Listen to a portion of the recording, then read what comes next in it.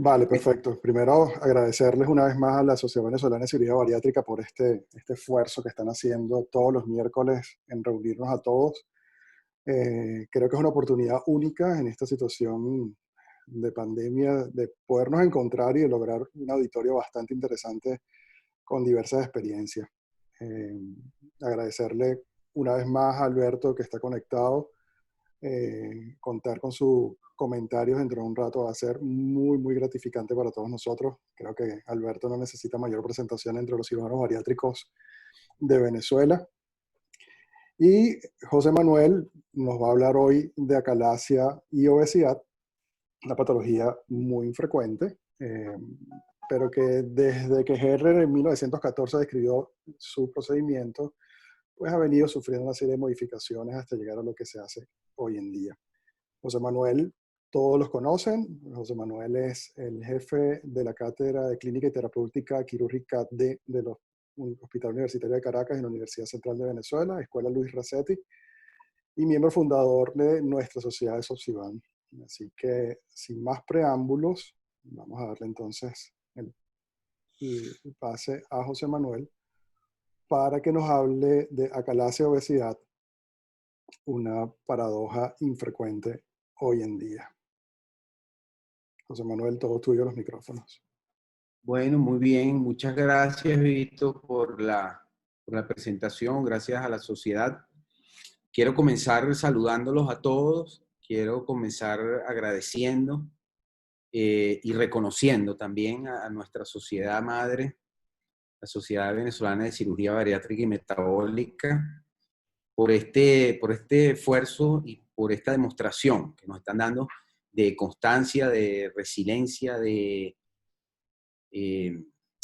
capacidad de adaptación a toda esta crisis multifactorial que tenemos en el país, que ahorita está agravada pues, por esta situación de salud que tenemos, de pandemia, y que evidentemente de una manera muy inteligente, muy audaz, muy dinámica, se han sabido adaptar. Y bueno, quiero agradecer ese esfuerzo, quiero agradecer la invitación a mostrar nuestra modesta experiencia en el campo de la cirugía bariátrica y en el campo de esta patología, como es la acalasia, como decía Vittorio. Le pusimos este nombre a la charla porque realmente es paradójico un paciente obeso y que tenga disfagia. Realmente la disfagia se debería asociar pues a pérdida de peso, no a ganancia de peso o mucho menos obesidad.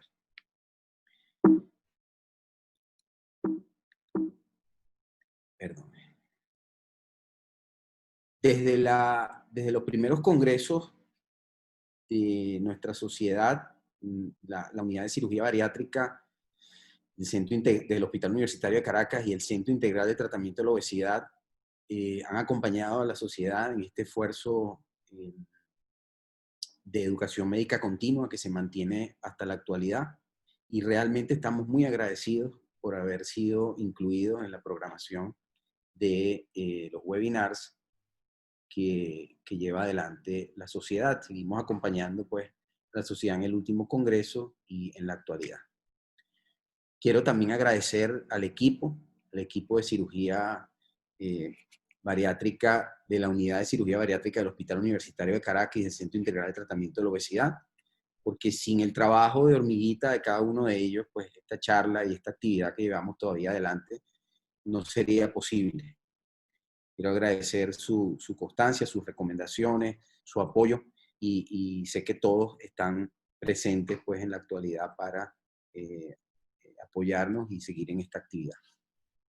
Un poco entrando en la parte de definiciones, cuando hablamos de acalasia, pues nos vamos a los conceptos básicos, a pesar de que esto no es una charla de fundamentos fisiológicos ni de fundamentos básicos de acalasia, debemos pues tocar los conceptos básicos como son la presencia de peristalsis, la ausencia de la relajación postdeglutoria del esfínter esofágico inferior y el hallazgo radiológico o endoscópico de dilatación esofágica.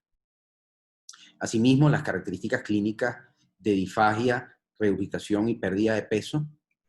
En algunos trabajos, sobre todo el trabajo de Almuy, se muestra que En el obeso el cuadro puede estar dominado por síntomas respiratorios, ya que este paciente no se queja de disfagia, no porque no la tenga, sino porque sufre algunos fenómenos nutricionales adaptativos que hacen que los síntomas respiratorios sean predominantes. La fisiopatología de la calasia es desconocida, pero se cree estar relacionada con una destrucción selectiva, aparentemente por fenómenos autoinmunes, de neuronas mientéricas inhibitorias liberadoras de óxido nítrico que permiten la relajación adecuada del esfínter esofágico inferior después de la deglución. En la actualidad, el estudio de los trastornos de la función esofágica no se encuentra divorciado, por el contrario, se encuentra casado con la manometría de alta definición. Y esta manometría de alta definición que se hace a través del análisis de 10 tragos de 5cc, un paciente en posición supina y empleando 36 sensores espaciados a 1 centímetro, es un paso muy importante que se ha dado en el estudio de la fisiología esofágica, ya que a diferencia de la manometría clásica que estudiaba la amplitud de la onda peristáltica en un punto o en varios puntos del esófago, este permite de una manera integrada evaluar el funcionalismo y la presurización esofágica desde el crico faríngeo, prácticamente en la faringe, hasta la unión esofagogástrica de una manera integral. Entonces estudia de una manera, si se quiere, más integrada, más fisiológica la función esofágica, y por eso quisimos conversar del papel de la manometría de alta definición en el estudio de la calasia.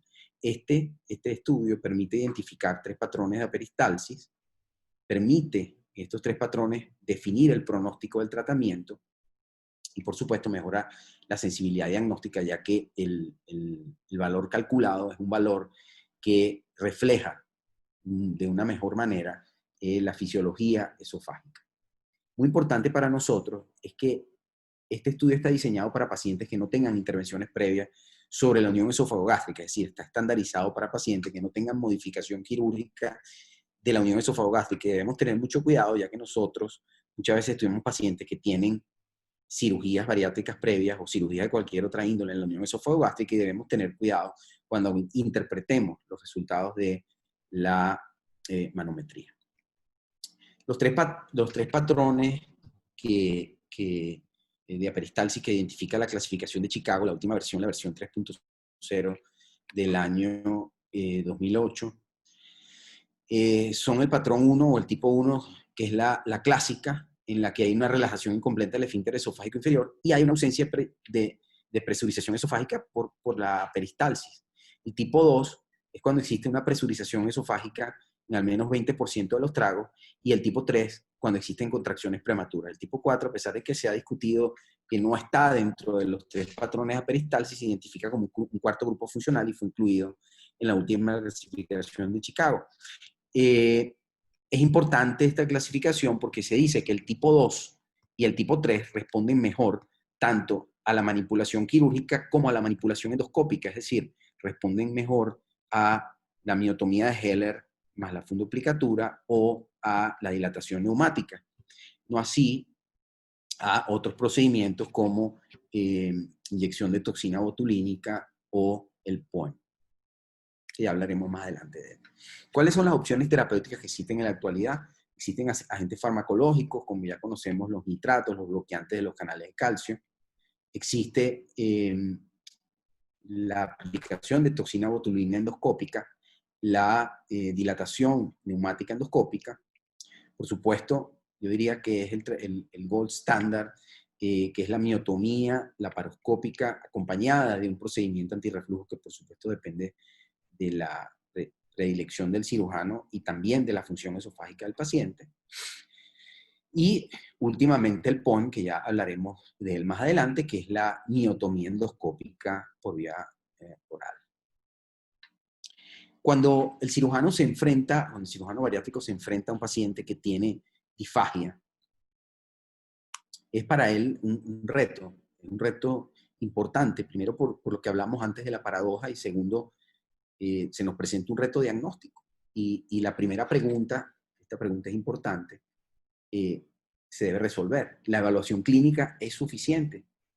¿Cuándo debemos pasar a los estudios objetivos? ¿Debemos hacer manometría, pHimetría 24 horas cuando estos pacientes tienen estos síntomas. ¿Debemos hacerlo de forma selectiva o debemos hacerlo a todos los pacientes que tengan esta sintomatología? Iremos poco a poco tratando de responder estas preguntas y dejaremos estas preguntas abiertas también para la discusión de esta conferencia. El otro reto importante es qué hacer en procedimientos de revisión, que muchos pacientes que se han hecho cirugías bariátricas pueden consultar en el postoperatorio presentando síntomas de disfagia y regurgitación, así como síntomas respiratorios. Y a estos pacientes habrá que revisarlos y hacerle algún procedimiento. Surge el término de pseudoacalasia, un término que inicialmente se aplicaba a la destrucción del plexo que en la acalasia clásica se causa por fenómenos desconocidos o autoinmunes, y en la pseudoacalasia está causado fundamentalmente por procesos obstructivos tumorales, lo más frecuente, en el caso de la cirugía bariátrica, por procesos obstructivos como los ocasionan las bandas gástricas, los anillos gástricos, las hernias hiatales, u otros fenómenos que puedan presentarse como una pseudoacalasia en el periodo postbariátrico. La pregunta que también surge cuando vamos a tratar un paciente es ¿cuál es el procedimiento bariátrico de elección? Ya vamos a hablar más adelante también en relación a eso. Probablemente el procedimiento que elijamos va a depender de la experiencia, de la predilección del equipo tratante, pero definitivamente hay que tratar de elegir un procedimiento que no impida el vaciamiento y que no aumente la presión del tracto de salida gástrica. ¿Cuáles son entonces los escenarios a los que nos encontramos en nuestra práctica bariátrica en relación a los pacientes? Nos podemos encontrar acalasia en pacientes obesos candidatos a cirugía primaria, es decir, consultan por primera vez por obesidad y tienen disfagia, le diagnosticamos acalasia. También pacientes con procedimientos bariátricos que desarrollan acalasia, entonces estos pueden tener obstrucciones anatómicas o no tener obstrucciones anatómicas. En el caso de que tengan obstrucciones anatómicas, como les mencionaba, presencia de bandas o anillos, podemos llamarlos o se llaman pseudoacalasia. Y también pacientes candidatos a cirugía de revisión bariátrica, podemos encontrarnos pacientes con acalasia que presenten reganancia de peso, un fenómeno todavía o también paradójico, y pacientes candidatos a cirugía bariátrica que presenten disfagia. Hicimos una revisión bastante interesante de la literatura desde el año 2009 hasta el año 2018 y encontramos que la mayoría de los trabajos son reportes de casos. No hay series grandes reportadas, probablemente por la infrecuencia de este fenómeno.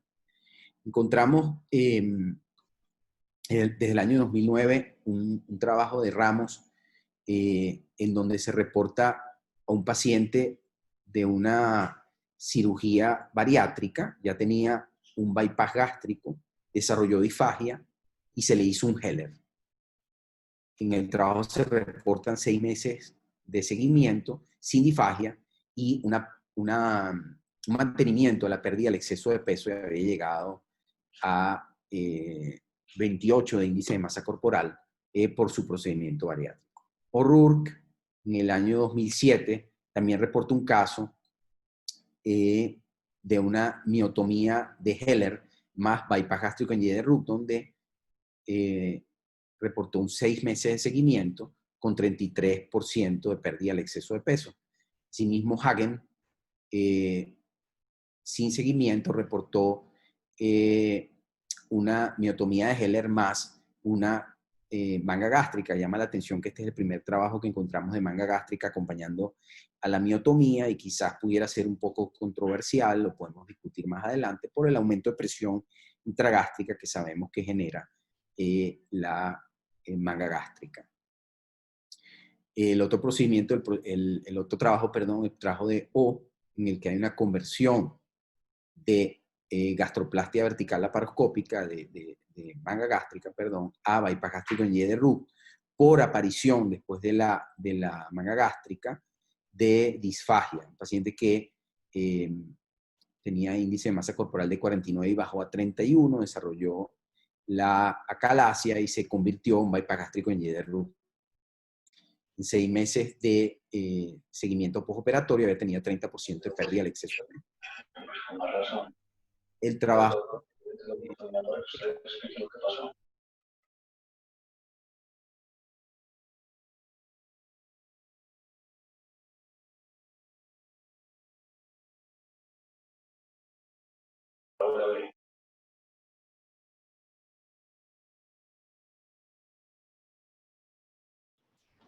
Se fue la voz.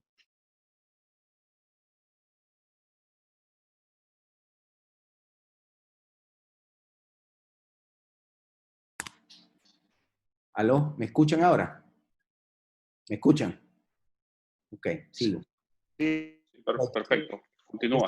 Darse todo, porque alguien me estaba interrumpiendo. No sé quién estaba con un ruido. Disculpen.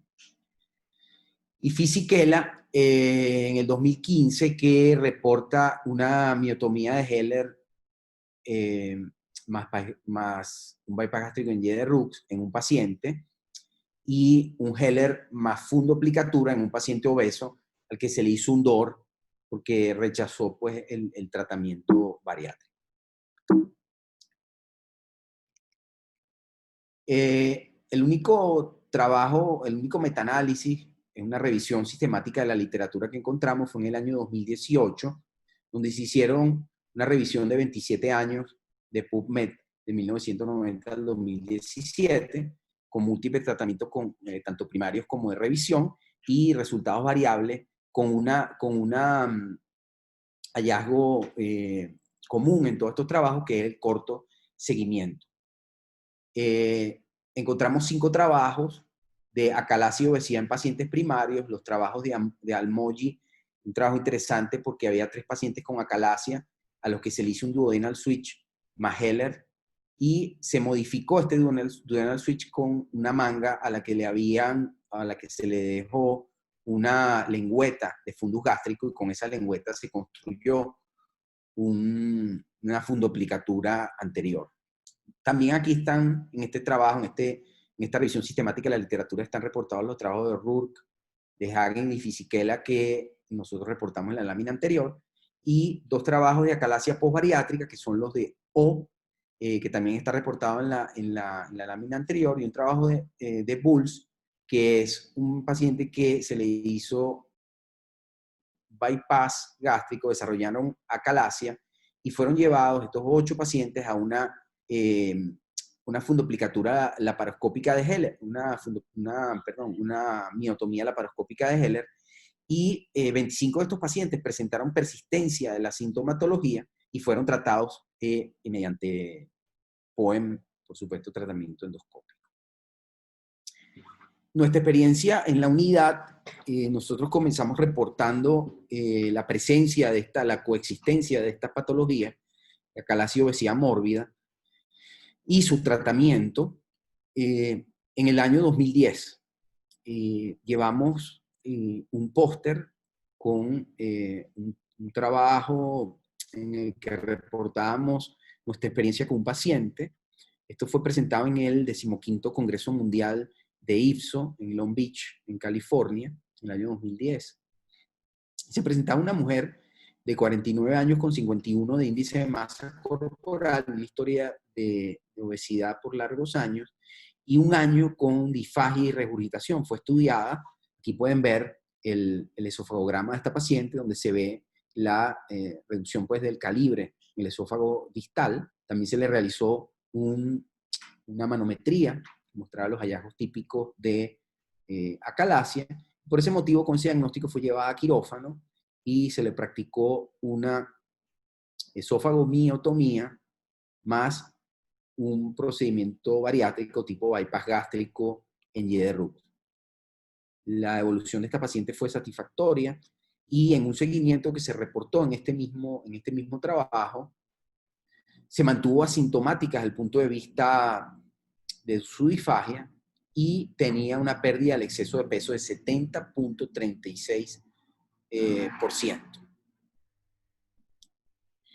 En 20 años y la experiencia de 5.306 pacientes de la unidad, hemos encontrado pacientes que pudiéramos catalogar como acalasia dentro de los escenarios que conversamos anteriormente, a 4 pacientes, que representa un 0.07% de nuestra práctica. 2 pacientes con obesidad y acalasia, a los que se le practicó miotomía o bypass gástrico en Y más una miotomía. Un paciente de cirugía de revisión que hizo una acalasia posterior a un bypass gástrico en Y de Rux, a la que se le practicó una miotomía como una cirugía de revisión, y una paciente que había sido miotomizada y se le había hecho un DOR y consultó por obesidad y reflujo. A ese paciente se le terminó de desmontar la aplicatura que se había desmontado parcialmente, encontramos desmontada parcialmente, y se le realizó un bypass gástrico en Y. Además, tenemos también en nuestra práctica pacientes con pseudoacalasia. Tenemos más de 25 pacientes porque hay algún subregistro, les voy a hablar un poco de ello. Entre los pacientes con pseudoacalasia tenemos 3 pacientes con bypass gástrico en Y de Rux que desarrollaron disfagia por hernia tal y además tenían reflujo. Encontramos también más de 10 pacientes con bandas deslizadas y reganancia de peso que tenían pseudocalasia. Un paciente con una manga deslizada al mediastino que causaba trastorno de la deglución a este paciente.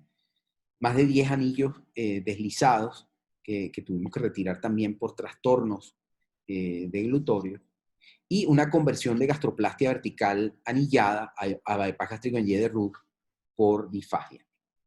Tenemos un subregistro importante y lo reconocemos así por bandas ajustables que hemos retirado, que los pacientes claramente han mostrado pues, fenómenos de dilatación esofágica y trastornos, incluso algunos, de la motilidad esofágica en estudios manométricos.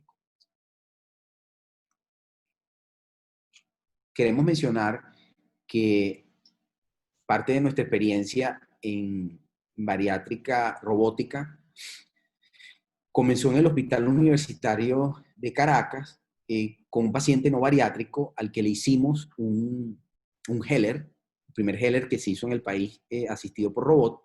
Aquí pueden ver un clip pequeño de la cirugía, realmente muy bonito. Quiero agradecer al doctor José Gutiérrez porque realizó este videoclip donde se puede visualizar la miotomía y el DOR que se hizo posteriormente asistido por robot. La importancia, a pesar de que este no fue un paciente bariátrico al que se le hizo este procedimiento, es que este permitió la apertura pues, de la unidad a la actividad bariátrica robótica y permitió la realización posterior del primer bypass gástrico robótico en el país. ¿Cómo estudiamos nosotros a nuestros pacientes desde el punto de vista esofágico en la unidad? A todos los pacientes le hacemos gastroscopia, como estoy casi seguro que es una práctica habitual. A los pacientes sintomáticos, con sintomatología me refiero a sintomatología de trastornos de la motilidad esofágica, les hacemos rayos X con contraste, manometría esofágica y pH-metría cuando hay también síntomas de reflujo. Y en general, cuando se trata de un paciente de cirugía de revisión, hacemos endoscopia de rutina también, radiografía con contraste y manometría cuando hay síntomas. Pudiéramos discutir pues, las ventajas y desventajas de los estudios de función esofágica de rutina. El concepto de pseudoacalasia lo quisiéramos ilustrar un poco con un caso en el que se pone en evidencia cómo la cirugía que hacemos puede ocasionar trastornos de la motilidad esofágica y puede generar pues, necesidad de cirugías repetidas a un paciente. Se trata de un paciente masculino de 50 años que en el año 2013 se le hizo una partición gástrica, un procedimiento de Kussmack. Posteriormente le hicieron una banda gástrica ajustable, le retiraron la banda gástrica no ajustable, la partición, y le hicieron una banda gástrica ajustable aparentemente por síntomas de motilidad esofágica inespecífico, no muy bien registrado, pues no lo hicimos nosotros. Posteriormente, esta banda gástrica ajustable, el paciente presentó una pérdida inadecuada de peso y le hicieron una manga gástrica, dejando la banda gástrica in situ. Entonces, tratamientos no fueron hechos en nuestro centro. Luego, en el año 2014, él consulta por obesidad, pesaba 135 kilos, medía 1,79 con un índice de masa corporal de 42. En este momento se le hizo una rayos X con contraste, tenía un fundo gástrico residual, una dificultad del vaciamiento gástrico y hernia tal. Se le hizo una manometría esofágica, donde había una disminución de la peristalsis, un esfínter esofágico inferior hipotensivo, sin porción intraabdominal, y con un diagnóstico preoperatorio de obesidad mórbida, hernia tal y reflujo gastroesofágico, fue llevado a quirófano para retirar la banda gástrica ajustable, en la que creíamos que era responsable pues, de este trastorno de la motilidad esofágica, y se le realizó un bypass gástrico anillado en Y de Rux por vía laparoscópica. El paciente consulta 6 años después con disfagia, tolerancia solamente a líquidos y licuados, y en este caso pues tenía una adaptación nutricional, ese trastorno de motilidad, y prefería los alimentos altamente calóricos como por ejemplo los helados. En la gastroscopia se veía el esófago dilatado, pueden ver cómo se ve aquí la rayos X con contraste, donde se visualiza un esófago claramente sigmoideo, que se reconoce como uno de los hallazgos radiológicos en un trastorno de la motilidad esofágica en sus fases tardías, los hallazgos tardíos, radiológicos tardíos de un trastorno de motilidad esofágica. Y en la manometría esofágica, fíjense la evolución, discúlpenme que voy a retroceder, vemos que de una disminución de la peristalsis, un esfínter hipotensivo, pasó a una aperistalsis, un esfínter hipotensivo corto, sin porción intraabdominal, una hernia tal y un trastorno motor inespecífico. Es decir, empeoró, evolucionó. No sabemos si es una etapa de una patología que ya arrastraba de su cirugía anterior, pero definitivamente, manométricamente hablando, un paciente que tuvo una evolución hacia el empeoramiento de su patología. Este paciente con el diagnóstico de obesidad, reganancia de peso, pseudoacalasia y hernia tal, fue llevado a una cirugía bariátrica de revisión. Y en esa cirugía retiramos el anillo, hicimos una cura de hernia tal y una gastropexia. Aún es un paciente que se encuentra en un postoperatorio inmediato, no pudiéramos presentar los resultados de la evolución postoperatoria en cuanto a pérdida de peso, pero el paciente se encuentra actualmente con una adecuada deglución, sin trastornos de disfagia. También en un seguimiento que realizamos de 11 años a la paciente que presentamos en el póster, que pudieron ver que se hizo una esófago-cardiomiotomía en bypass gástrico en Y de Rux y un reservorio pequeño con una eferente larga, tenemos un reporte de 11 años de evolución de esta paciente. Además, en este reporte nos atrevemos a hacer algunas recomendaciones técnicas, como pueden ser realizar primero la miotomía antes de la sección gástrica para evitar incluir esta miotomía, para evitar que quede muy cerca esta miotomía de la sección gástrica o de la anastomosis, conservar pared gástrica indemne por debajo de la miotomía para la confección del reservorio gástrico, no incluir el estómago miotomizado dentro de la gastroionostomía o sección gástrica, y es muy importante mencionar la realización de la endoscopia digestiva superior intraoperatoria. Por algunos autores, nosotros no la empleamos en el trabajo, en el póster que presentamos ni en este trabajo, pero varios autores recomiendan que la endoscopia digestiva superior intraoperatoria puede ser una herramienta importante tanto para calibración como para pruebas cromoneumáticas, como para otro tipo de manipulación transoperatoria. Además, recomendamos hacer una selección adecuada del procedimiento bariátrico a realizar. No es que nosotros aseguramos que el bypass gástrico es el mejor procedimiento, creemos que hacen falta estudios prospectivos, series de casos y un nivel de recomendación científica mayor que el que tenemos en la actualidad para poder llegar a esa aseveración de cuál es el procedimiento bariátrico de elección, pero nosotros recomendamos el bypass gástrico porque aportan los beneficios que tienen una anastomosis de baja resistencia al flujo de salida, y ese tracto de salida gástrico de baja presión quizá facilita de una manera adecuada el buen drenaje esofágico. Otra de las ventajas del bypass gástrico en GERUX es la longitud del asa eferente, que al tener más de 100 centímetros, pues puede ser un factor protector para la presencia de reflujo, que es una complicación frecuente. La evolución de los casos que mostramos de acalasia y cirugía bariátrica primaria, a los que se le hizo bypass gástrico más miotomía de geles laparoscópico. Aquí podemos ver un poco un resumen de su antropometría y su seguimiento. Vemos que pesaban 130 y 95 kilos, con un índice de masa de 48 y 38, con un exceso de peso inicial de 62 y 39 kilos, un seguimiento de 11 años y 4 años, cosa que es bastante importante porque el seguimiento mayor en la literatura que encontramos fue de 6 años, y una condición actual, ambos sin disfagia.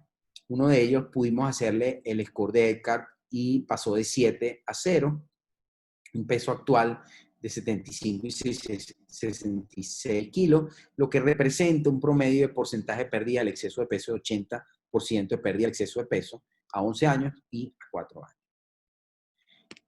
Quisimos traer también, o queremos traer también, un video de una acalasia de obesidad tratada con bypass gástrico en GERUX más esofagocardiomioptomía. Se muestran algunos de los detalles técnicos que les he mencionado anteriormente. Este fue un trabajo libre presentado en el 5º Congreso Latinoamericano de IFSO en Cartagena, India, en marzo del 2011. Aquí podemos ver cómo hacemos la apertura de la capa de fibras musculares, primero la longitudinal, luego la circular, y somos bastante cuidadosos tanto de crear un canal de capa muscular antes de hacer la sección de la fibra, para evitar que ocurra una apertura incidental, que es una de las complicaciones que puede ocurrir en esta cirugía, una apertura incidental de la mucosa. Somos cuidadosos también de no dejar fibras. Sobre todo tendemos a dejar un poco más de fibras en el lado caudal de la miotomía, cuando nos acercamos al estómago y nos encontramos las fibras en cincha, que son un poco más gruesas, un poco más difíciles de seccionar, y que no debemos dejar porque se estima que estas son causas muchas veces de persistencia o recurrencia de la disfagia en pacientes tratados con una esofagomiotomía. Usamos una banda de hiladilla cortada a 8 centímetros para medir la longitud de la miotomía y para estimar pues, que hemos hecho una miotomía adecuada. Posteriormente, pasamos pues, a la confección del bypass gástrico a través de la técnica habitual. Yo creo pues que todos dominamos, con engrapador lineal cortante, creación de un reservorio pequeño, de 30 cc o menos de capacidad, calibrado con una bujía y 34 French. Y la confección de una gastroyeyuno anastomosis con una máquina lineal cortante. Y aquí pueden ver el cierre de la brecha por donde introdujimos la máquina para hacer la gastroyeyuno anastomosis. Fíjense que, a pesar de que en esta perspectiva del video no se visualiza muy bien, hay un espacio de tejido sano, de pared gástrica sana entre la miotomía y la gastroyeyuno anastomosis y la sección gástrica. Aquí podemos ver cómo confeccionamos la entero anastomosis. La longitud de las asas es la longitud habitual que usamos, de 50 centímetros el asa aferente, 150 centímetros el asa eferente.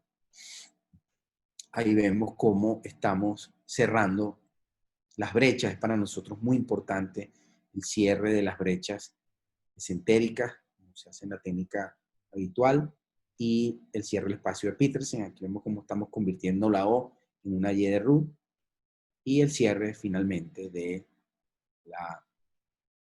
del espacio de Petersen y concluimos, como siempre, con una prueba cromoneumática. ¿Cuál es el futuro? Probablemente el futuro del tratamiento de estos pacientes va a ser un tratamiento multidisciplinario combinado entre cirugía, endoscopia, entre procedimientos laparoscópicos y procedimientos endoscópicos.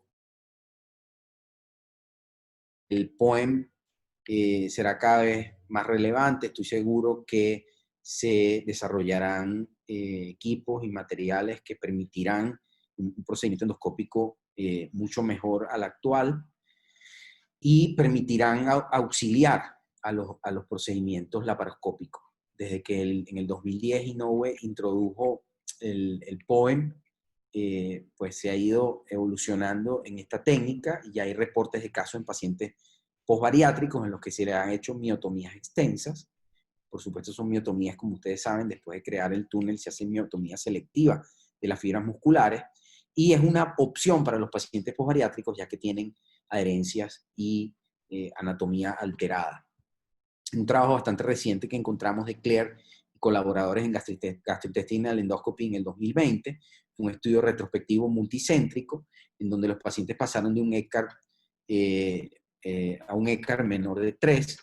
Sin embargo, hubo en este procedimiento 2 lesiones de mucosa que representó un 20% y un leak que representó un 10%, y una recurrencia de la disfagia tratada con dilatación mecánica, neumática.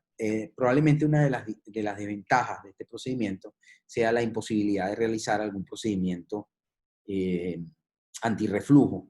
Creo, y digo por ahora, porque probablemente las técnicas endoscópicas evolucionen en este sentido. En conclusión, los trastornos motores del esófago no son infrecuentes en la población obesa que consulta para cirugía bariátrica. Se estima que la calasia es infrecuente, sin embargo, la frecuencia real es desconocida.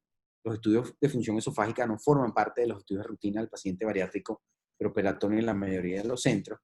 Y la calasia pues se trata de manera segura y efectiva mediante un procedimiento bariátrico más una cardiomiotomía. La elección del procedimiento bariátrico va a depender de qué vamos a usar pues, para acompañar a la miotomía, va a depender de la experiencia del equipo quirúrgico y de las características del paciente. Pareciera existir consenso en que si existen síntomas como disfagia, regurgitación, aspiración, etcétera, síntomas respiratorios, deben hacerse estudios fisiológicos y radiológicos del esófago de forma rutinaria a los pacientes. La calasia como fenómeno postbariátrico también está reportada y así como en los casos primarios, la cardiomiotomía puede formar parte de un procedimiento de revisión. La pseudocalasia, producto de fenómenos de bariátrica, debe considerarse y tratarse de acuerdo a su fisiopatología. Esto probablemente no implique miotomía, sino probablemente resolución del fenómeno obstructivo. Por su atención, muchísimas gracias. Estamos abiertos a cualquier pregunta, interrogante y discusión. José Manuel, muchísimas gracias por dejar el nombre del equipo en alto. Excelente presentación. Tenemos entre los invitados, antes de dar el derecho a las preguntas, recuerden que pueden utilizar el símbolo levantar la mano virtual para darles el paso a sus preguntas, pero tenemos ahorita en el auditorio a 2 invitados de lujo. César Luis, experto fisiólogo esofágico, y a Alberto Baptista como un excelente endoscopista invasivo. Quisiera darle la palabra primero a César por su experiencia desde el punto de vista de fisiología esofágica. No sé si César me está escuchando en este momento. César.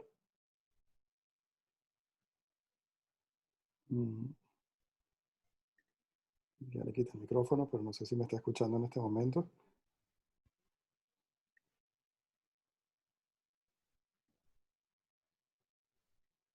Es probable que no te esté escuchando, Vito, porque Sí. no responde. Pero también ¿Se oye ahora? ¿Se oye? Ahora sí se oye, César. ¿Cómo? Hola. Saludos. Muchas gracias. Saludos a todos. Saludos a José. Excelente conferencia. Muy buena.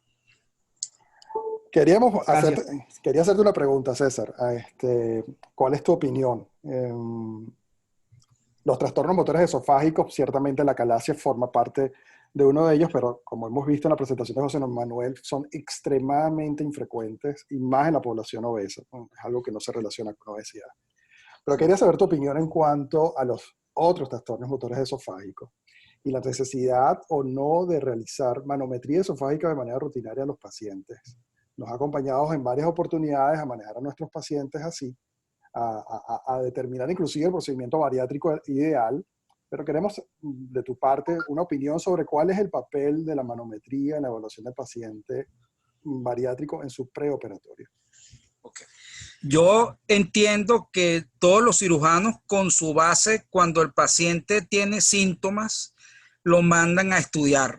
Pero cuando el obeso es asintomático, no recurren a los exámenes de funcionalismo esofágico.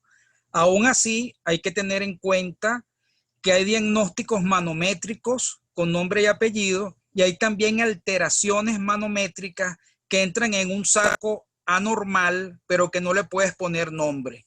Se sabe que el obeso pierde sensibilidad en el esófago y si uno agarra a 100 pacientes obesos, a lo mejor en 61 que están asintomáticos los 100, consigues trastornos motores o alteraciones manométricas. De hecho, comentan un término llamado variesófago, que son esófagos hipercontráctiles, y hemos tenido muchos pacientes con esófago en cascanueces. Acalasia es poco, eso es cierto, pero esófago en cascanueces y espasmo esofágico difuso sí ha habido. Ahora, lo otro grande es la parte de reflujo, que sí se encuentran cambios a nivel del esfínter. Lo interesante que podemos decir también es que la acalasia no se relaciona con hernia hiatal. Y antes de que vaya a hablar Alberto Batista, sobre todo con los procedimientos endoscópicos para reflujo, la hernia hiatal es una de las cosas que lo limita. Y en el caso de acalasia, como no va con hernia hiatal, no estaría ese problema, pues. Ahora, yo soy partidario de sí hacer manometrías en los pacientes obesos, aunque no tengan síntomas, basado en muchos trabajos donde, como se pierde la sensibilidad, puede haber alteraciones. Y no es la primera vez que puede haber una acalasia y pasa desapercibida, y después de la cirugía bariátrica la catalogan de pseudoacalasia, pero a lo mejor siempre fue una acalasia previo a la cirugía. Pero eso no lo puede saber porque no tiene estudios previos. Yo creo que es simplemente reflexionar y bueno, poco a poco trabajando juntos podemos dar esas respuestas. Sí, no, definitivamente el hecho de nosotros poder reconocer precozmente el trastorno en el paciente sería ideal, pero nos vamos a encontrar muchas veces con pacientes que son llevados a quirófanos y nos hacen síntomas posteriores y no entendemos realmente el por qué y estamos bajo un sustrato de un trastorno motor esofágico que no habíamos diagnosticado previamente. Alberto Batista también nos acompaña, darle también la palabra a los gastroenterólogos.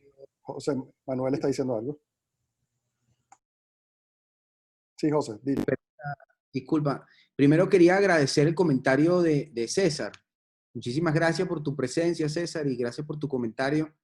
Yo creo que coincido contigo plenamente en el tema del estudio del paciente obeso, estudio de la función esofágica, y creo que todavía estamos en un momento en el que todos los cirujanos no estamos convencidos de hacerlo, pero creo que tenemos que ser más cuidadosos en cuanto a la evaluación de estos síntomas que puedan tener los pacientes, porque a pesar de que la acalasia sea infrecuente, como dije en las conclusiones, los trastornos de la motilidad esofágica no son infrecuentes.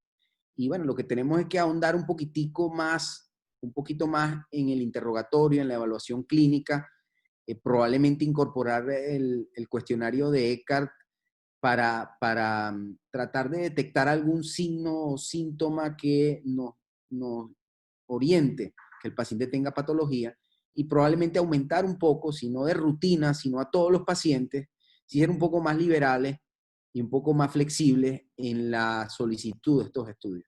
También quiero agradecer la presencia de Alberto Batista. Gracias, Alberto, por escuchar la conferencia. Espero que te haya parecido interesante. Y bueno, quisiéramos oír tu opinión al respecto, sobre todo que nos hables un poco sobre estos temas endoscópicos, que yo, como dije en la última parte, creo que es el futuro creo que va a representar pues la combinación de la terapia endoscópica con la quirúrgica, el futuro del tratamiento de estos pacientes. Gracias por estar presente. José, gracias a ustedes. Fantástica revisión, me gustó mucho, la verdad es que lo disfruté mucho. Como siempre disfruto todas las cosas que hacen ustedes. No puedo estar más de acuerdo contigo. Probablemente pedirle estudios de funcionalismo esofágico a todos los pacientes que se van a operar de cirugía bariátrica, a lo mejor vamos a estar haciendo demasiados estudios no justificados, pero investigar en la evaluación preoperatoria si ese paciente tiene síntomas y tu propuesta de por lo menos darles el score de EDGAR me parece una fantástica estrategia. Hasta donde yo recuerdo no he visto nada escrito al respecto, pero oye, creo que sería un buen tema para que lo trabajemos y lo estudiemos. Eso me parece una propuesta fenomenal. Así que, bueno, vale la pena tomarte la palabra en esa y en muchas otras cosas. ¿Sobre qué va a pasar con el POEM? Bueno, la gran limitación del POEM hasta ahora ha sido la aparición de reflujo, ¿no? Esa es la piedra de tranca que hemos tenido. La eficiencia a 2 y a 3 años, que es lo que tenemos, ahorita quizás ya tenemos alguna a 4 y a 5, pero lo que está publicado en Gastrointestinal Endoscopy en 2017, 180 y tantos pacientes con un seguimiento a 2 años, es alrededor de 91% de remisión sintomática y de mantenimiento de la disminución de presión del esfínter. Hay un par de estudios multicéntricos, otro también reportado en el 2018 en Gastrointestinal, en 2015 en la revista del Colegio Americano de Cirujanos, estudio multicéntrico con alrededor de, ahorita no recuerdo cuántos pacientes, pero era un número importante. También pareciera haber un 88.5% de alivio sintomático y de respuesta sintomática después de 3 años. De manera que todas estas cosas están caminando todo el tiempo. En muchos de los reportes hay miotomías incompletas, porque una de las grandes limitaciones que hemos tenido es que a veces uno se pierde dentro del túnel, sobre todo si es un esófago que está muy dilatado y uno toma una medida de la arcada dental al esfínter esofágico superior, al esfínter esofágico inferior, y de repente cuando estás dentro del túnel esa distancia no es igual, esa distancia es más larga, porque uno va pegado a la pared esofágica y no va en el centro del esófago. Entonces, hay maniobras que se han propuesto para estar seguros si hemos pasado al estómago, algunas son marcas endoscópicas, pero en el grupo de pacientes que ha tenido una cirugía previa, esas referencias anatómicas se pierden y hay que valerse de algunas otras maniobras que no necesariamente son ver si la inyección submucosa llegó hasta el cardia. Esa es una mala medida. Esto es obviamente un trabajo que hay que hacer con los cirujanos. O sea, a mí me encanta la miotomía de Heller, me parece algo fantástico. Yo empecé a hacer POEM antes de ver la primera miotomía de Heller laparoscópica, y cuando vi las primeras miotomías tuyas, de Alexis, de José Carmona, yo dije, chale, esta cirugía es más bonita que lo que yo hago. A lo mejor debería dejarla de hacer. Sin embargo, pues bueno, se ha ido perfeccionando y hay algunos resultados, algunos no tan emocionantes, pero otros bastante estimulantes. Específicamente en otros trastornos motores esofágicos y en pacientes que tienen una cirugía previa. Es más fácil entrar para nosotros en la cara posterior que entrar en la cara anterior, donde ya ha sido manipulada por el cirujano y donde probablemente se va a encontrar un síndrome adherencial bien importante si uno tiene que reintervenir esos pacientes. De manera que esa sería una de las indicaciones, creo yo, en las que no habría mucha discusión si vale la pena hacer un POEM en vez de hacer un Heller. En todas las demás, por supuesto que el Heller sigue siendo la terapéutica de elección, sobre todo para evitar el reflujo. En cuanto a la acalasia tipo 3, nosotros sí encontramos algunos reportes, algunos estudios multicéntricos prospectivos, donde para la acalasia tipo 3 el POEM es bastante eficiente, 93% en un estudio multicéntrico del Johns Hopkins, 92% en otro estudio multicéntrico del grupo de Estrasburgo. Y la diferencia es que una de las ventajas que tiene el POEM sobre la cirugía es la longitud de la miotomía. Es decir, nosotros podemos hacer en el tórax una miotomía de la longitud que sea.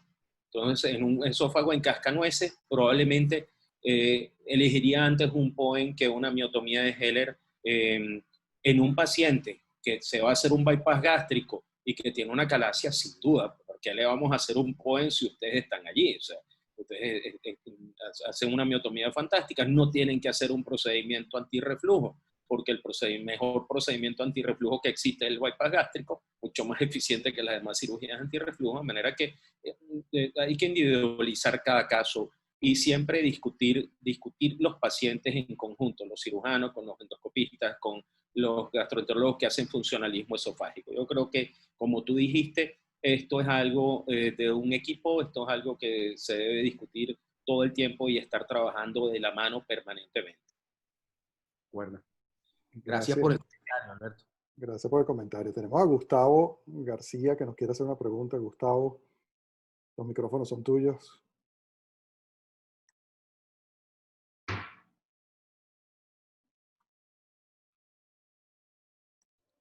Sí, ¿me oye? Sí, te escuchamos, Gustavito. ¿Cómo estás? Hola, Victorio, ¿cómo estás? Bien, ¿y tú? José Manuel, me conecté un poquito tarde por tema de luz, pero digamos que escuché el segmento final de la conferencia y pues bueno, excelente, ¿no? A ver, hace unas semanas atrás, digamos, por el chat del grupo de Sopsivan, pues me tomé la confianza de presentar un caso de una paciente mía que tenía un bypass gástrico hecho por nosotros en el año 2012. Tenía una cirugía de manga gástrica previa en el 2009. Nosotros hicimos la revisión por reflujo y por reganancia de peso. Entonces, bueno, el tema básicamente era qué hacer en un paciente pues, que no tiene fundus como para generar un efecto protector de la miotomía, ¿no? Y bueno, nos paseamos por una serie de allí de consideraciones y bueno, obviamente pues el POEM tiene un valor que debe considerarse. Yo pues bueno, hice una revisión más o menos de lo que hay ahí en la literatura, que no es mucho, más sin embargo, pues considero que, como dice el doctor Batista, coincido en el hecho de que bueno, obviamente estos casos tienen que ser de manejo multidisciplinario, al igual que el paciente bariátrico estándar, que no ha tenido ningún tipo de síntoma. Más sin embargo, bueno, se vienen las limitaciones, ¿no? Se vienen las limitaciones geográficas, las limitaciones a lo mejor de no contar con la persona que tenga el entrenamiento para realizar el procedimiento endoscópico, ¿no? En ese caso, pues bueno, igualito hicimos la cirugía, hicimos una miotomía, afortunadamente sin mayor problema, o sea, no tuvimos perforación, etcétera, que era, digamos, como la punta de lanza en un paciente que no tiene fundos, ¿no? Y ahorita casualmente, digamos que por ley de repetición, pues estamos viendo un caso similar que solo tiene bypass gástrico, ¿no? Yo pienso que el tratamiento endoscópico debería mantenerse reservado en aquellos pacientes a lo mejor que de pronto sus condiciones haya habido cierto grado de deterioro o que realmente, como dice el doctor Batista, pues tengan ciertas características, sobre todo pacientes que estén en grado 3 o grado 4, en los cuales pues a lo mejor del punto de vista, digamos, funcional, a lo mejor la miotomía no va a llenar, digamos, ¿verdad?, las expectativas en cuanto a síntomas posteriores, ¿no? O sea, es lo que hemos visto. A lo mejor un paciente de esos, pues pudiera ser tributario a otro tipo de tratamiento, ¿no? A lo mejor un poco más radical, ¿no? Como pensar ya una esofagectomía, etcétera. Pero pues obviamente no en el contexto de un paciente bariátrico, lo estoy extrapolando de la experiencia que hemos tenido con acalasias en no bariátricos, ¿no? Entonces, pues yo creo que es un reto para todos porque se está presentando ese escenario, ¿no? Se está presentando ese escenario. No es una cosa frecuente, pero definitivamente habrá que buscar un mecanismo por el cual establecer un protocolo de estudio en el paciente que tenga síntomas. Sí, definitivamente hay que buscar la manera de trabajar en conjunto con nuestros gastroenterólogos e incentivar el diagnóstico precoz de los trastornos motores. Eso es lo que va a marcar definitivamente la diferencia. Gracias, Gustavo, por tu opinión. El siguiente, José Manuel, ¿quería decir algo? Disculpa, los dos escenarios que tú estás planteando son interesantes y están publicados en la literatura, ambos escenarios, ¿no? Con resultados, corto seguimiento, pero están publicados. Y el manejo endoscópico es probable que sea una de las mejores opciones para las reintervenciones, ¿no? Sin embargo, yo te recomendaría que hay que hacer una buena categorización de estos pacientes por vía manométrica. Es decir, hacer un buen estudio manométrico, a pesar de que estos pacientes ya tienen cirugías prácticamente sobre la unión esofagogástrica, cosa que sería interesante preguntarle a César si es válido el empleo de los criterios manométricos en los pacientes de revisión.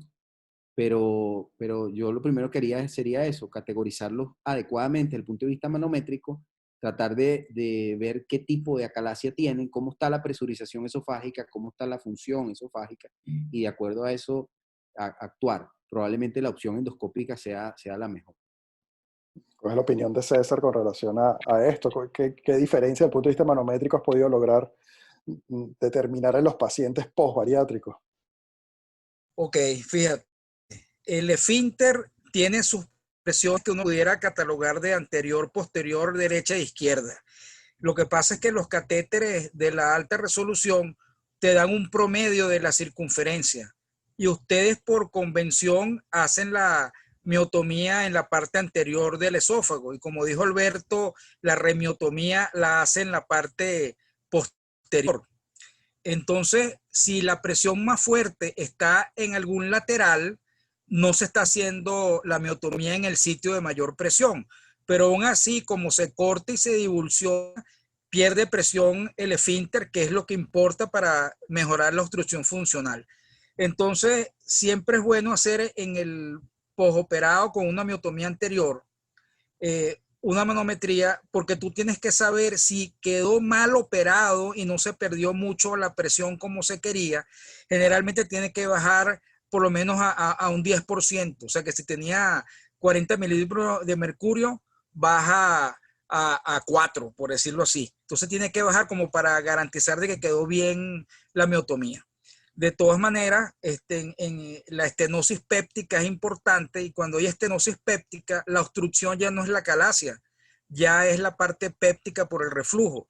Entonces ya tienes un paciente distinto que habría que dilatar previo y saber con la manometría si estamos hablando de un grado de fibrosis o es la calasia que no quedó exitosa con la miotomía. Entonces siempre es bueno y da más pie, sobre todo las acalasias estándares, porque no sabemos en qué momento se hizo la miotomía, si era una acalasia tipo 1 que ya estaba dilatado el esófago, si era tipo 2 que estaba en un estadio a lo mejor anterior con no dilatado y que solamente se presurizaba, o es la acalasia tipo 3 que es espástica, que es la que da los dolores torácicos clínicamente y era más o menos compatible con la acalasia vigorosa tradicional. Entonces sí hay que hacer las manometrías y hacer los trabajos que siguen para poder contestar esas preguntas bien.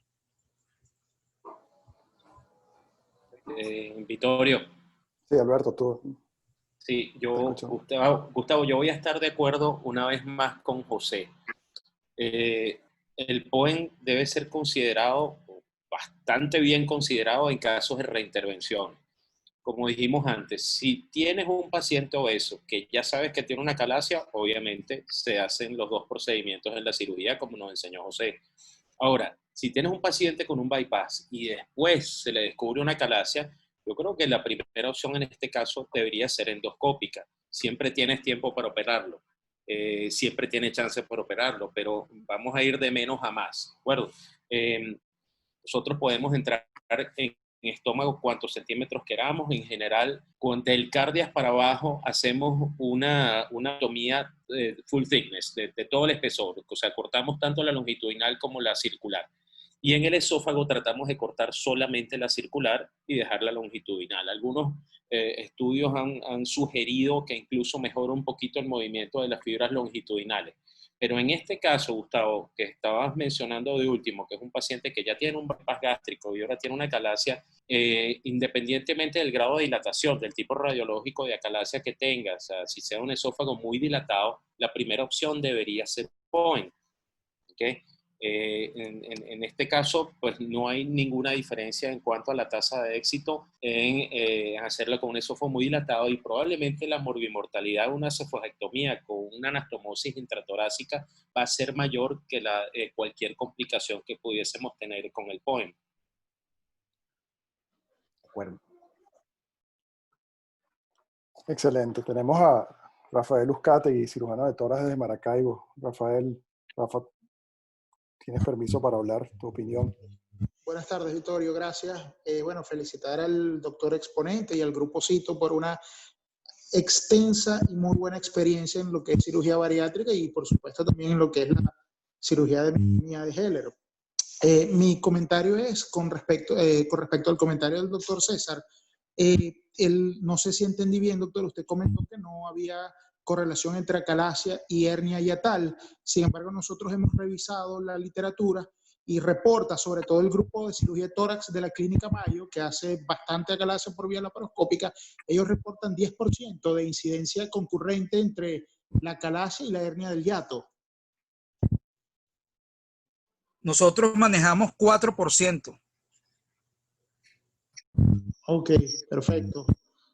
Perfecto, muy bien. Sí, había entendido que no había relación, pero bueno, ya me lo aclaró con la respuesta. Gracias. Vale, excelente, Rafa. Gracias por participar. El doctor Navarrete, su opinión sobre lo que estamos hablando, como experto en el área esofágica. Buenas noches. Bueno, primero quiero felicitar a José Manuel por su excelente presentación y darle, en nombre de la sociedad, la bienvenida a Alberto y a César, que han enriquecido esta discusión. Yo tengo dos cosas que quiero comentar. Uno, en los estudios preoperatorios de los pacientes con trastornos de acalasia, nosotros no hacemos pH-metría porque estos pacientes no hacen reflujo, sino regurgitación. Entonces, creemos que eso encarece los estudios. Lo que sí hacemos de rutinas endoscopia y la manometría de alta resolución, bueno, por todo lo que hemos comentado. El segundo comentario tiene que ver con lo que decía José Manuel de hacer primero. Nosotros tenemos dos casos también, igual que ustedes, de acalasia con obesidad, y a los dos casos le hicimos miotomía de Heller con bypass gástrico y de Rux. El comentario, hay tres comentarios que quiero hacer en relación con la presentación. Uno es que la miotomía normalmente se debe hacer, la recomendación es hasta el primer vaso. Entonces, efectivamente, como tú dices, hay que preservar, hacer primero la miotomía y luego el bypass gástrico, protegiendo la irrigación del reservorio, manteniendo la irrigación con el segundo vaso de la gástrica izquierda, porque el primer vaso prácticamente lo ligas con la miotomía, lo desvasculariza el estómago. Al quitar el vaso posterior que va del fundus a la esplénica y quitar el primer vaso, solamente te queda irrigado por el segundo vaso, de manera que el reservorio gástrico, para que sea pequeño, nosotros siempre entramos allí en el segundo vaso. Entonces bajamos un poquito más abajo para evitar la isquemia del reservorio. Eso por un lado. Por otro lado, creemos que estos pacientes no se deben anillar porque eso genera presión y eso puede a la larga tener pseudoacalasia. Nosotros no tenemos pseudoacalasia y pienso que la presencia de pseudoacalasia en bypass gástrico y de Rux está más ligado a la presencia del anillo, que, bueno, obviamente es un patrón de obstrucción que genera más problemas. Y efectivamente, nosotros pensamos que si aparece una acalasia después de la cirugía bariátrica, el mejor tratamiento es el POEM. Gracias por la oportunidad. Gracias a ti. Un comentario. Estoy totalmente de acuerdo con lo que planteas. El tema del anillo ciertamente pudiera traer trastornos de vaciamiento del reservorio, pues justamente es un neopíloro y para eso se pone, ¿no? Y bueno, probablemente el tema de acalasia post procedimiento bariátrico, habría que preguntarse qué fue primero, ¿no? Probablemente ese paciente tenía acalasia ya o tenía algún trastorno de motilidad esofágica antes del primer procedimiento y nuestro tratamiento quirúrgico probablemente lo que hizo fue crear un desbalance y precipitar o acelerar la evolución de un trastorno de motilidad esofágica. De hecho, uno de los primeros momentos cuando nosotros no es que criticamos, sino que dudamos de colocar el anillo fue precisamente en ese año cuando se hizo el bypass con acalasia. O sea, ya empezábamos a darnos cuenta de que tener un elemento que aumentara la presión nos significaría pues una sintomatología incómoda en el futuro. Y ese primer caso de acalasia y obesidad, pues lo discutimos intraoperatoriamente, se anilla o no se anilla, y decidimos pues no anillar a ese paciente. Igor, desde Chile, nos tiene una pregunta, una opinión. Hola, buenas noches a todos. Hola, Igor. ¿Cómo estás, profesor Pestana? Tengo una pregunta técnica que tiene que ver con las recomendaciones que dabas del bypass gástrico en el obeso mórbido con acalasia. Y es que tú decías que garantizar un estómago sano para comenzar a trabajar el pouch. Y en las recomendaciones técnicas de la acalasia debemos pues hacer una cardiomiotomía de 2 centímetros y una esofagomiotomía de 6 centímetros para evitar pues que la miotomía quede corta y esto garantice más recidiva a la larga de la acalasia y más reflujo gastroesofágico. ¿Dónde recomiendas comenzar a hacer la sección del estómago para el pouch? Sí, probablemente entre el primero y el segundo vaso, si hacemos la sección de manera habitual, con 2 centímetros por debajo de las fibras en cincha, en la porción gástrica de la miotomía, te quede estómago, digamos, quizás el término estómago sano no es el más adecuado, te quede estómago no miotomizado, porque el estómago está sano, aunque esté miotomizado o no, lo que pasa es que no quieres incluir la miotomía ni en la sección gástrica ni en la anastomosis.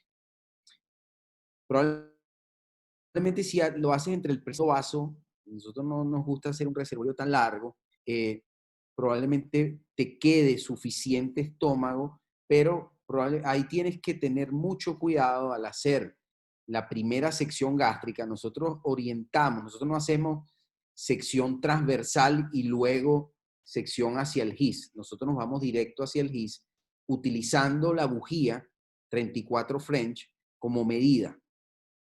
Y en ese momento, pues por supuesto tenemos que ir calibrando antes de hacer la sección, de dejar suficiente cara anterior. Probablemente la recomendación que hace Salvador, tener cuidado de que si vas a hacer la sección, previamente hiciste tu miotomía y entre el primero y el segundo vaso encuentras que estás muy cerca de la miotomía y luego que hagas la anastomosis pudieras incluir en el cierre de la brecha por donde introdujiste la máquina, pudieras incluir esa miotomía, la recomendación es bajar. Lo que vas a tener que bajar es un par de centímetros para dejar estómago no miotomizado, para que no tengas una sutura apoyada sobre un estómago que no tiene serosa, que tú lo abriste previamente, y pudieras tener ahí una debilidad que pudiera generar fugas o pudiera generar problemas tanto en el cierre de la brecha, si hiciste la anastomosis con lineal, como en la sección del estómago. No sé si quedó clara la pregunta. Sí, muchas gracias. Y tengo otra pregunta quizá para Alberto Batista. O sea, en la acalasia tipo 2, donde hay una presurización del esófago, tenemos claro que el tratamiento ideal es la seromiotomía laparoscópica, pero si este paciente obeso mórbido tuviera una acalasia tipo 3, donde el tratamiento de elección actual es el POEM, ¿qué recomiendas tú que se le haga, Batista? Bueno, no tengo duda que este paciente debería hacérsele un POEM. La controversia en las acalasias tipo 3 es si le cortamos el esfínter o no. Incluso en los Jackhammer esófagos, si le cortamos el esfínter o no. Probablemente estaríamos haciendo una manometría hecha por un súper experto y decidir qué es lo que vamos a hacer con el esfínter. Y bueno, después hacer, o en el mismo tiempo, hacer la cirugía bariátrica. Pero una acalasia tipo 3 va a ir mejor un POEM que una miotomía, porque no le vamos a abordar el tórax para extender la miotomía en sentido proximal. Es mucho más fácil y más seguro para ese paciente hacerlo por vía endoscópica. Gracias. Nos quedan 18 minutos de esta reunión. Antes de darle la palabra a Guillermo y al doctor Cardoso, hay dos preguntas en el chat. Una que hace el doctor Batista, que hace Alberto para ti, José Manuel. ¿Qué hacemos con un paciente que tiene bypass anillado y se le diagnostica calasia? ¿Le removemos el anillo antes de la miotomía?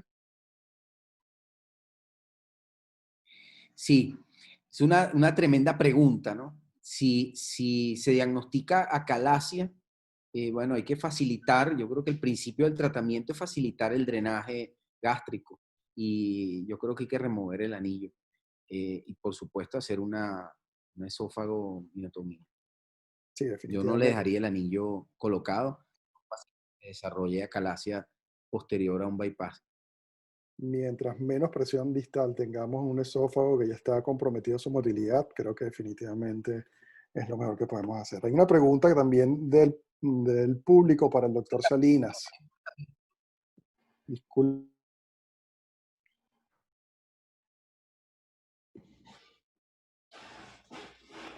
¿Qué dijo el doctor Salinas, perdón?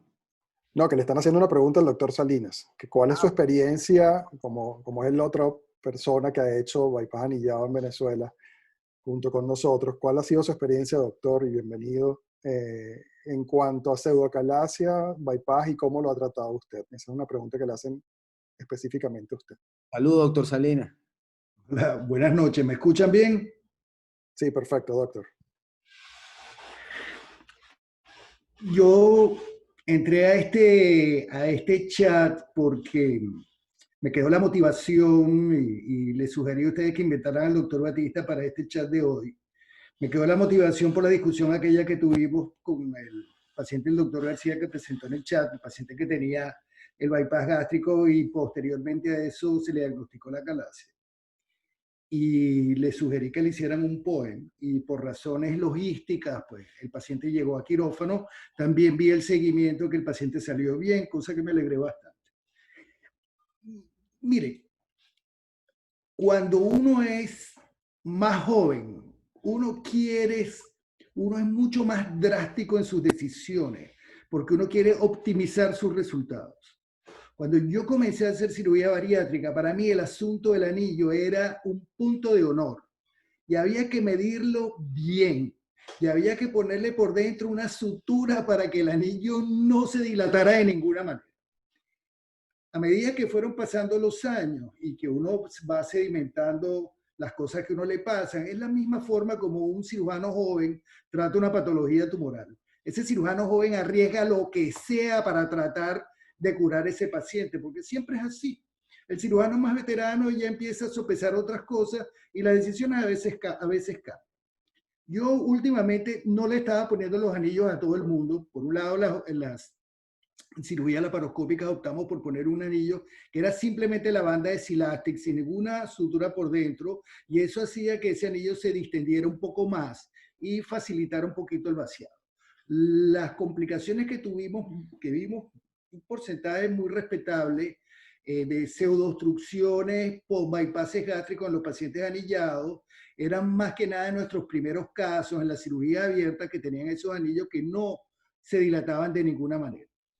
Después en la cirugía laparoscópica en realidad tuvimos pocos casos, pero sí tuvimos casos que hicieron lo que ustedes llamaron esa pseudoacalasia, y contestando la pregunta, siempre las consideramos vinculadas a la colocación del anillo.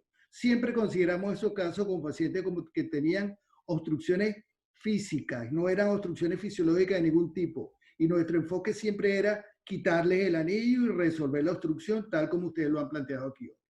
Pero sí les dejo y le paso la pelota al doctor Batista, que diga, ¿sí?, de qué manera los últimos anillos en los cuales yo estuve envuelto, que él sacó por vía endoscópica por la misma disección de un POEM, pregunto, que es un caso que plantearon, ¿se puede hacer simultáneamente un POEM y sacar un anillo en el mismo acto o en dos actos consecutivos endoscópicos? Y siempre le daré la bienvenida a los procedimientos conservadores, porque ustedes, mientras menos operen o reoperen a los pacientes, van a dormir más tranquilos y van a tener menos lío. Si ustedes tienen a la mano el recurso endoscópico que resuelve satisfactoriamente las complicaciones, úsenlo, que para operar, como dijo el doctor Batista, siempre hay tiempo. Alberto. Sí es. Bueno, como siempre, un gusto ver a mi hermano mayor, Alberto Salinas, que fue el que me enseñó todo lo que yo sé de endoscopia en cirugía bariátrica y el que me animó tantas veces a decir, no, métete en ese hueco que yo estoy aquí, cualquier cosa yo lo opero. Mira, en cuanto a los anillos laparoscópicos, nosotros aprendimos que los anillos laparoscópicos los podíamos no sacar, pero sí romper la sutura con un balón de acalasia. Esto no fue algo que se nos ocurrió a nosotros, esto está reportado por el grupo de Sao Paulo, de Hospital das Clínicas, e incluso era terrible porque daba mucho susto al principio, porque nosotros íbamos inflando el balón de acalasia y cuando se rompía la sutura se oía como una explosión, realmente sonaba. Tú le ponías la mano encima al paciente y esa cosa sonaba que tú pensabas que le habías roto hasta el alma por dentro, pero funcionaba.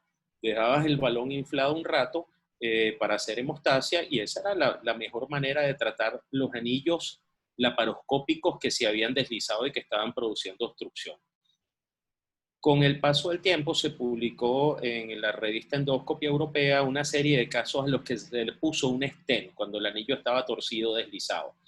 El stent hace que se necrose la pared de la unión esofagástrica, de la anastomosis, y el anillo se termina incorporando a la luz. Y a los 7 días, cuando uno saca el stent, el anillo está en el stent como si fuese un cinturón y sale pegado al stent. Sin embargo, estos pacientes pasan 7 días de un dolor terrible y todos esos pacientes necesitaron dilatación en varias sesiones porque hacen una estenosis. De manera que si no había otro remedio, nosotros no utilizábamos los stents como uno de los mecanismos, a pesar de que está publicado y es una de las recomendaciones que se hacen a nivel internacional. ¿Qué pasaba con estos anillos laparoscópicos que no tenían la sutura por dentro? No había manera de romperlos con un balón de acalasia. Podías inflar un balón de acalasia con lo que fuese y lo que ibas era romper el yeyuno, pero el anillo no se iba a romper porque tenía un compliance muy importante. Aquí le doy el mérito a Wilfredo García, que se metió a ver unos POEM y como habla él, me dice, mira Batista, tú no te puedes hacer un tunelcito ahí, sacar ese anillo y cortar ese anillo por un túnel. Y bueno, lo hicimos. Tenemos algunos casos donde se hizo un túnel submucoso en el reservorio gástrico hasta conseguir la impresión que hace el anillo con todas las adherencias que tiene y cortamos el anillo, no es necesario sacarlo, lo cortamos con una tijera endoscópica y cerramos ese POEM del reservorio gástrico, ¿no? Primero hay que cortar el músculo, obviamente, hacer una transmural y nosotros entramos al peritoneo. Hoy en día entramos al peritoneo, entramos al mediastino. Mientras estemos utilizando CO2, pues las cosas han cambiado tanto que ya no tenemos ese temor terrible. Ya los pacientes no hacen un síndrome compartimental. Utilizar hoy en día en los túneles aire ambiente es una contraindicación absoluta porque puede producirse una catástrofe. El paciente puede morir por síndrome compartimental, despegamiento de las pleuras, neumomediastino.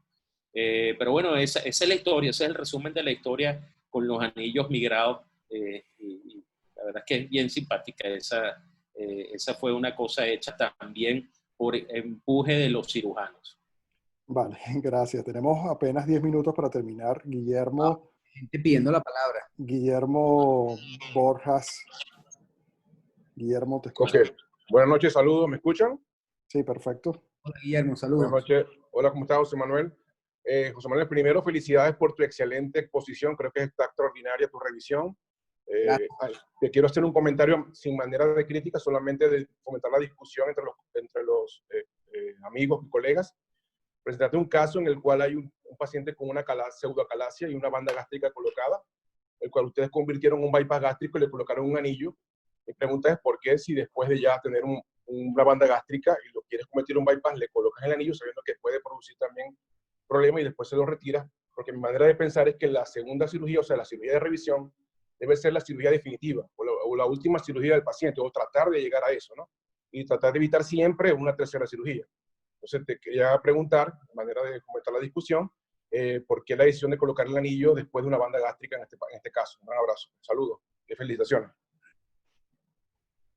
Sí, no, gracias por tu comentario. Al contrario, nosotros lo colocamos justamente en ese sentido para fomentar la discusión, pero ciertamente la banda gástrica está relacionada con trastorno de motilidad esofágica y con dilatación esofágica, reversibles después del retiro de banda gástrica. Para el momento en que nosotros hicimos esos procedimientos, nuestro procedimiento estándar para el tratamiento de la obesidad era el bypass gástrico anillado. Y por eso le hicimos ese procedimiento. Pensábamos que lo íbamos a mantener o a perpetuar o a agravar el trastorno de motilidad esofágica, ¿no? Realmente en ese momento pensamos que al retirar la banda gástrica se iba a producir el fenómeno que se produce al retirar la banda gástrica, que es una mejoría de la dilatación esofágica que es reversible y de la motilidad esofágica, que también el trastorno es reversible. Pero ciertamente, como tú bien lo observas y nosotros lo planteamos allí, el paciente empeoró su funcionalismo esofágico. ¿Fue el anillo el que causó esto? No lo sé. Yo creo que hace falta más evidencia para culpar al anillo de eso. Pero ciertamente el paciente presentó deterioro de su función esofágica. Pudiera ser que el paciente ya tenía un trastorno de función esofágica que iba a evolucionar hacia el trastorno final, que fue una aperistalsis y dilatación esofágica con esófago tiroideo, tuviese o no tuviese el anillo, pero ciertamente este es un caso, la presentación de un caso, y está bien tomada tu observación de que pudo haber sido no colocado el anillo, pero bueno, en el caso nuestro le colocamos el anillo y el paciente es un trastorno esofágico. Si no le hubiéramos puesto el anillo, no lo hubiese hecho. Lo dudo, pero como digo, es una apreciación personal, no basada en la evidencia. Gracias por tu comentario. Doctor No, gracias a Cardoso. ti por tu respuesta. Muchas gracias. Saludos a todos. Doctor Cardoso, su opinión. Buenas noches, ¿cómo está? A ver, buenas noches a todos. Felicitaciones inicialmente, José. Excelente conferencia, excelente revisión. Yo creo que nos has dejado bastante claro todo lo relacionado con el tratamiento de la acalasia en los pacientes bariátricos. Nosotros que no colocamos anillo, no hemos tenido nunca un caso de acalasia relacionado con pacientes bariátricos.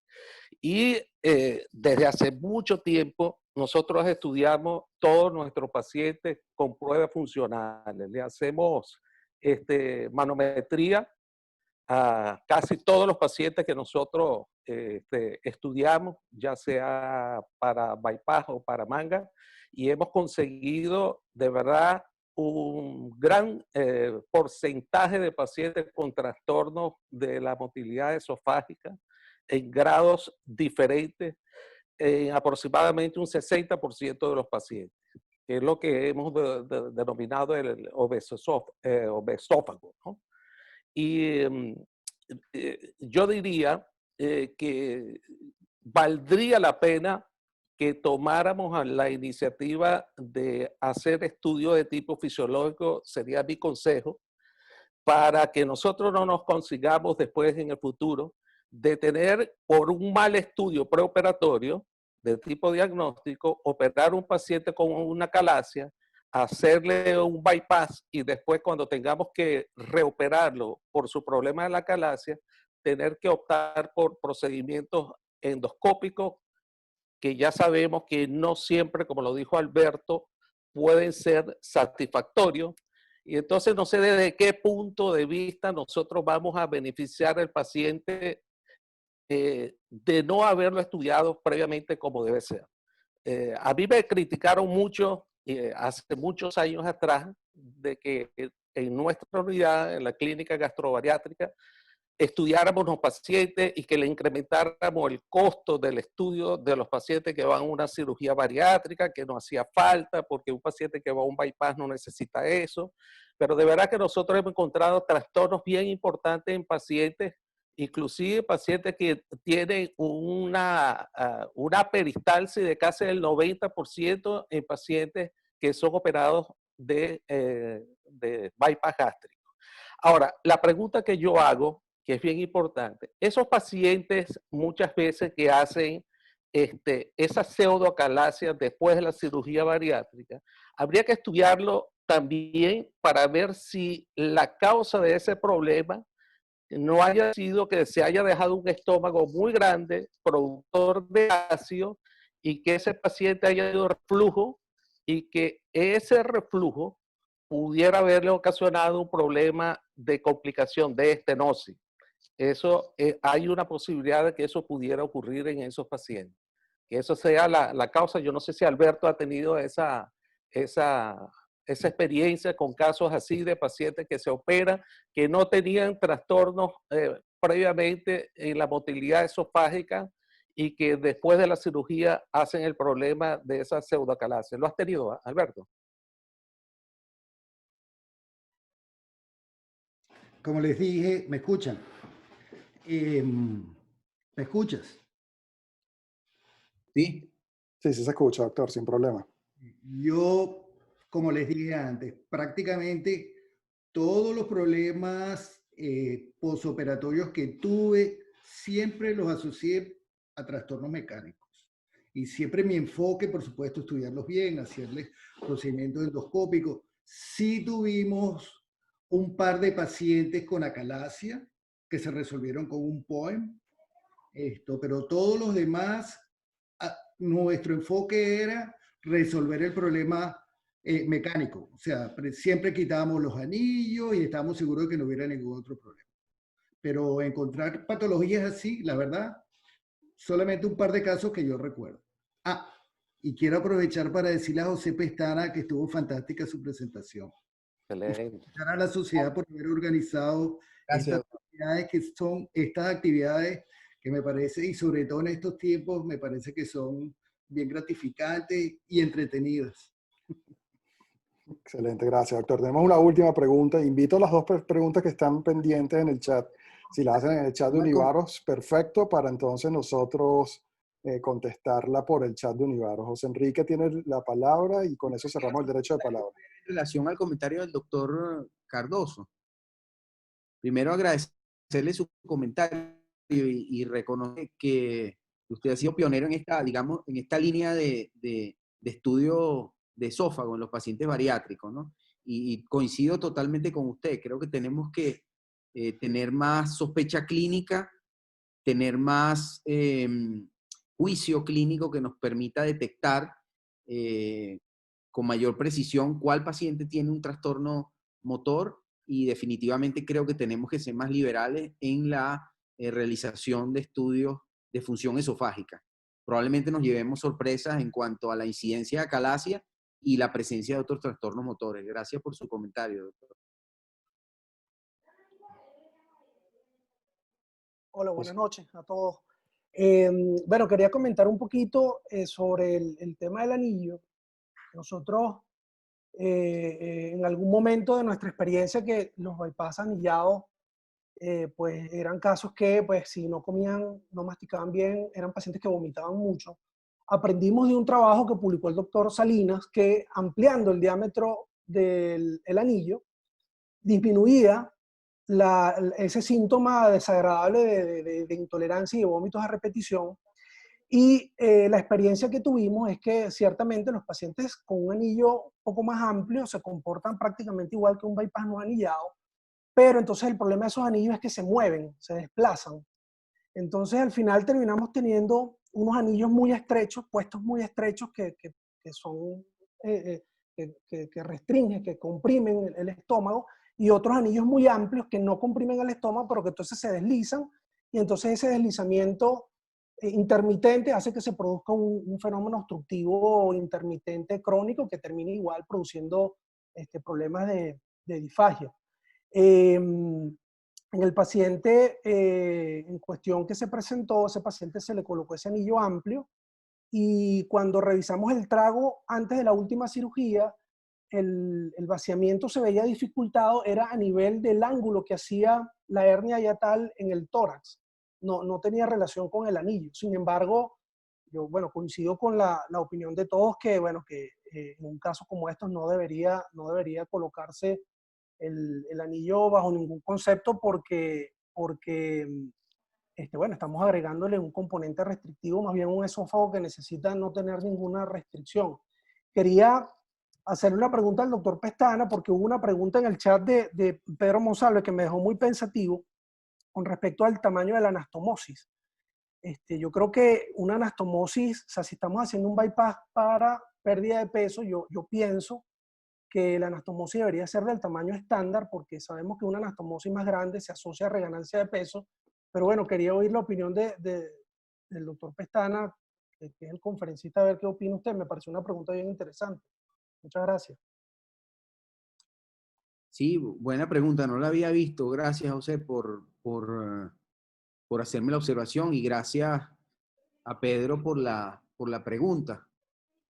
La pregunta la voy a leer para todos. En el bypass gástrico en J-Rux, maceromiotomía, ¿tienen alguna consideración adicional en relación al diámetro de la gastroyunoanastomosis? Y la respuesta creo que es que debe ser igual. Debe ser igual porque no se ha asociado una gastroyunoanastomosis estrecha con trastornos de la motilidad esofágica ni dilatación como pudiera ocurrir en banda gástrica o en algún otro fenómeno obstructivo a nivel de la unión esofagogástrica.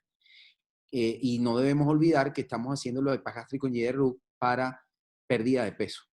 Entonces, creo que hacer una gastroyunoanastomosis muy amplia para tratar de